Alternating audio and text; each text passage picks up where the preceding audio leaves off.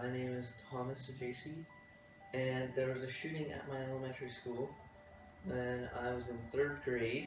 At first I heard 2 gunshots, and then I saw a man running, just sprinting, with a gun in his hand and trying to shoot these kids, and everybody was screaming, "Run, run!" And so that's what I did. I ran into my classroom and I hid under the desk like you were supposed to. And so that's kind of the start of where my anxiety came from, because I thought of what could happen now, what's gonna happen, and my mind just spiraled out of control, and I was like, he could come into this classroom right now and shoot up all these kids. Any break, I would just be like, I would not want to go to school. After Thanksgiving break or Christmas break, anything, I would just be like, no, I don't want to go to school. And I would be crying, and my mom would finally make me go to school. I would finally make him go to school.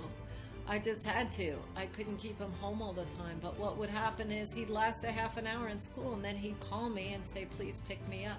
The stress that he felt from being in that lockdown was debilitating. He really internalized it, and he'd have belly aches and full-on crying, anxiety attacks, post-traumatic stress disorder. He just could not function. And this went on for roughly 3 to 4 years until we started to understand the principles. As we learned the 3 principles, everything changed. And for Thomas, he really came to some realizations, and I would really say that right now, he is probably one of the most healthy kids emotionally that I have ever met. He gets over things quickly.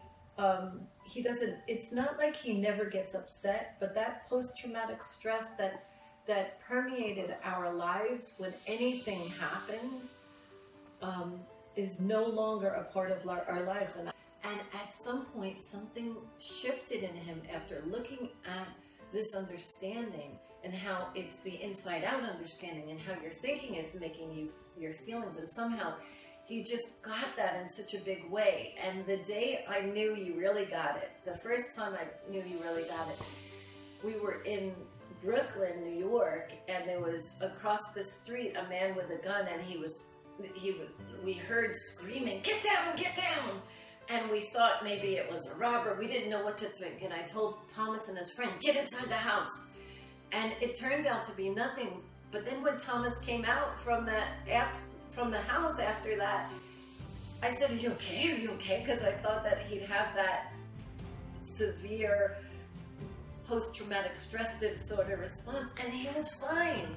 And he was just so fine. So I can't say how grateful I am for the 3 principles. When you think in the future of what could happen, you're always thinking, it always is unsettling the mind. And when you think in the present, you're always fine in the present. There's nothing wrong with you in the present moment. Now I understand that when I realize I'm in a bad mood or I'm depressed, I realize that it's just my thinking, and it fluctuates. Your days are good and bad, and when I'm depressed or mad or sad or whatever, I know that I'm going to wake up tomorrow and I might feel very good, or I might feel really bad, but it's always going to go up and then back down and then in the middle, and everything, it's always going to change. To think all out of the present, and I didn't know it was my thinking, and I would believe my thinking, and it would just keep on going, and now I realize that it's just my thinking, and I don't have to believe it. My thinking's not real.